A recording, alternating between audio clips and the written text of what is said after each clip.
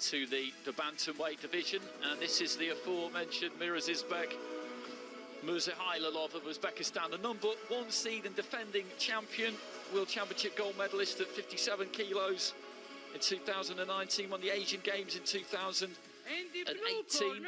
He's qualified for Tokyo later in the year, and that Olympic gold really is the only thing that he's missing. ENKH-AMAR KHARKHUU of Mongolia, the #2 seed. So again, we've got #1 against #2 here. He picked up a bronze at the Asian Championships in 2019. Did box at Rio in the Olympics, but went out early on. Good to see Mongolian representation in the finals. They've got 3 boxers, and they always give great value. Always good to watch. Some experience in this one as well. There's nearly 500 amateur bouts between the pair of them. It is a cracker. No surprise that it's the #1 versus the #2 seeds.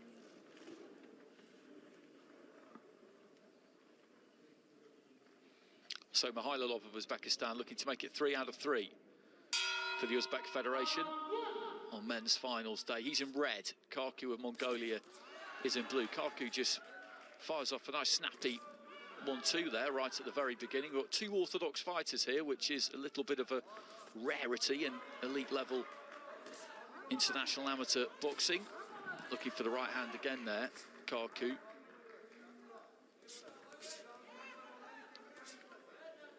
I don't think these two are going to have to look very hard for each other.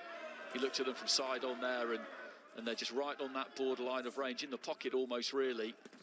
I love these kinds of fights where it's down to the reflexes. They're backing those reflexes, they're backing that head movement. They want to be in there, don't they, Alex? They want to be up close and personal, set those little traps, draw a mistake, make their opponent miss, and then really make them pay.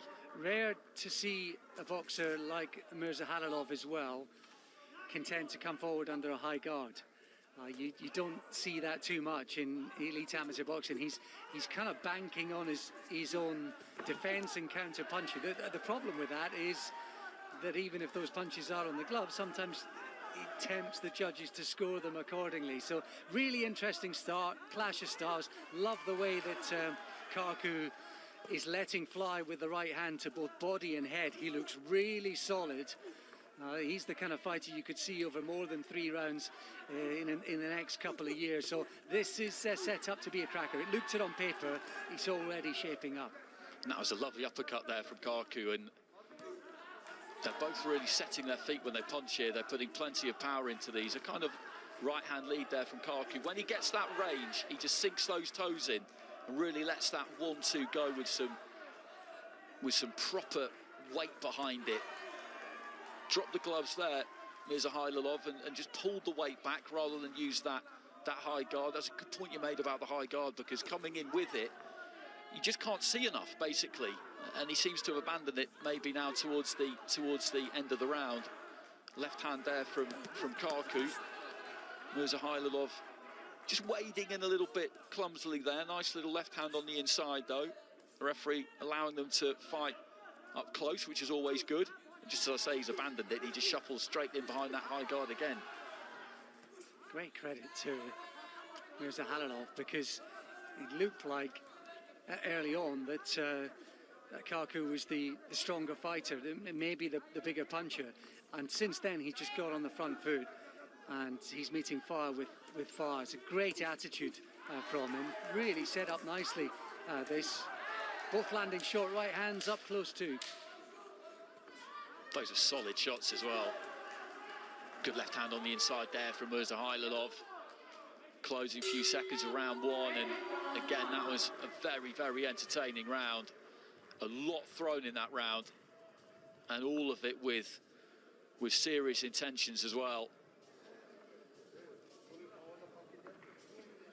Love the way that KHARKHUU started that, Andy. The confidence. He's letting the right hand go, a couple of big right hands to the head, then he started to trade downstairs as well. And it was almost as if Mirzahalilov just said, right, okay, if that's what you're going to bring, I'm going to meet you in the middle, and let's just see what happens. And in the end, he started pushing KHARKHUU back as that round progressed. Whether he was effective enough whether some of the damage was done early on in terms of the scorecards for that first round, that's something that's open to debate. But there was a couple of great exchanges later on in the last 30 seconds. And that was one there where they both just landed those short right hands, and you could see both of them recoil just slightly. They were both moving forward onto the punches as each received it. So into the second round, Mongolia in blue, ENKH-AMAR, Uzbekistan in red, defending champion MIRAZIZBEK, Mirzahalilov, reigning world champion as well, reigning Asian Games champion, has got his place in Rio, the #1 seed against the #2 seed. So this is what the organisers expected when the competition started, and both of these two have done their part to get to the final, looking to try and land that left hand. That's good defence up close there. Good blocking from Mirzahalilov. Great head movement there from KHARKHUU. These two just displaying the two different ways that you can go about avoiding punishment. Little cheeky right to the body there from KHARKHUU. And again, Andy, the high guard's fine. He gets through with the short right hand there. You fancy where there's 6 rounds or more, the style of Mirzahalilov, it might pay dividends, but we're talking about scoring punches, as you say. That's the most important thing in this sprint distance. I think Mirzahalilov he's keeping his shape slightly better, but in all of that, he didn't land hardly any shots through the first minute of that contest, and it was KHARKHUU who was doing that, and it's KHARKHUU who's now on the front foot. Just trading to the body there. Nice right to the body there from Mirzahalilov. Got his head off the punching line as he threw it, just dipped to the left-hand side midway through round 2, and there's been a lot of leather thrown by these two. The tempo has been very, very fierce. It'll be interesting to see if either one of them maybe wilts in the second half of the fight. Big right hand there from Mirzahalilov, then a right comes back from KHARKHUU. I said at the beginning that they wouldn't have to go looking for each other, and that's proved to be exactly the case. It's this kind of range that the entire fight has been fought out. There's a lot of upper body movement there from ENKH-AMAR, KHARKHUU. Maybe that could slow down towards the closing stages. Mirzahalilov with some good work there off the ropes, wasn't he? Backed up, but moved that upper body well, and he's just beginning to push him back now into the final minute of round 2. This is an interesting little shift, possibly. These two are going to need a long soak in a bath later on. This is a hard, tough fight. These are two hard, tough men who are asking questions of each other, and neither want to be denied. This is fantastic stuff. This is a really good fight. Well, Mirzahalilov is just getting on top of KHARKHUU towards the end of the round here, just pushing him around a little bit, beginning to bully him just a touch into the final minute. Not much has come back from KHARKHUU past the 2-minute mark, and the way that he's let his hands go prior to that, it's not that surprising that he's maybe feeling the heat a little bit. Just backed up there, and left hand on the inside from Mirzahalilov, and maybe that could have been enough, that strong finish, to take that second round. And we talk about the ebb and flow. We did it a lot yesterday, and you picked up on it in the middle of that round, which is that this style that Mirzahalilov has got, if this was WSB in 5 rounds or a 6-round fight in a pro contest, then that would be enough time to wear his man down. But signs in that second round that 3 rounds might be enough. It might be, and it's terrific again in that particular round. It reminds me a little bit of the first contest where Sabet really brought the heat and Mirzakhmedov maybe just did the cleaner work. Here I sort of feel maybe some of the cleaner work is coming from KHARKHUU just, but once again, it's only just. It's a fascinating contest to watch, and it's the amount that they're putting into it and the weight that they're putting behind the shots as well. It's been absolutely terrific. Into the third and final round, we've had a brilliant start to men's finals day. We really have. It was always going to be fiercely competitive. The standard absolutely supersonic with the nations involved that we've got. Uzbekistan, Kazakhstan, India, Mongolia contributing these finals. A slip there according to the referee, so no knockdown. The gloves just being wiped off. Wouldn't mind seeing that again, Andy, because there was a body shot that went in, a right to the body. It did look like there might have been a trip of the feet. There was a right hand, I think, landed to the body, and KHARKHUU's just landed another in that exchange. If we thought it was ferocious before, it looks like they found another gear.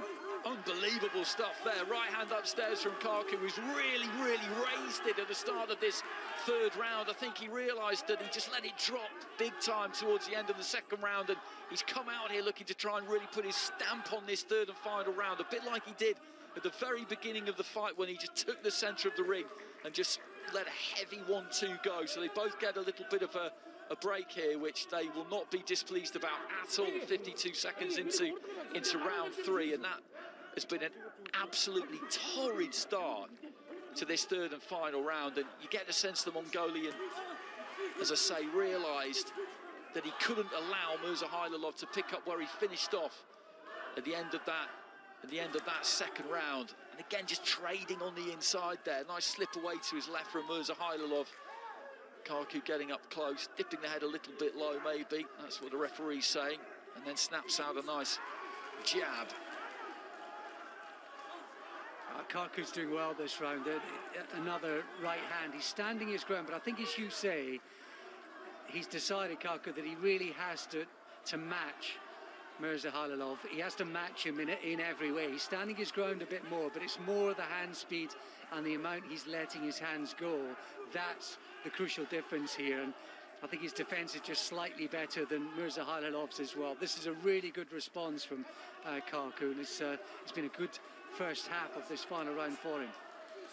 Nice body shot there, and you get a perfect look at the distance between the two, just leaning forward onto that front foot there. KHARKHUU trying to find the body with the right, the left hand. Mirzahalilov working his hands up close, big left hand there from KHARKHUU, just caught the Uzbek standing a little bit tall. Right hand comes back there from Mirzahalilov. This has been an unbelievable fight to watch right from the very start. And it shows you how tough and strong Mirzahalilov is, Andy, that KHARKHUU wasn't able to do this in the second round. He's only maybe, as the pace has dropped, he's got his second win, maybe with the finishing line in sight.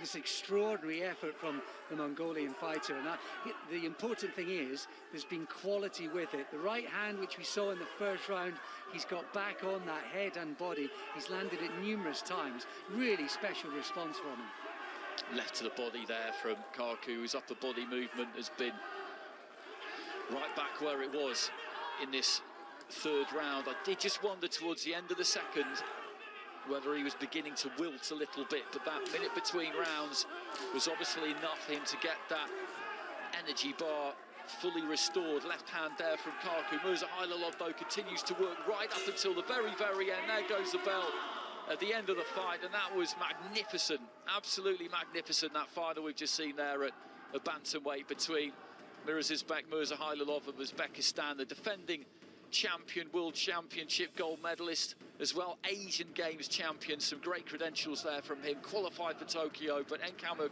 of Mongolia, the number 2 seed. Well, he brought it right from the off, and I think he might just about have done enough. That was terrific. Give them both the gold, I'd say. Split it, but that was fantastic. That's as good as it gets.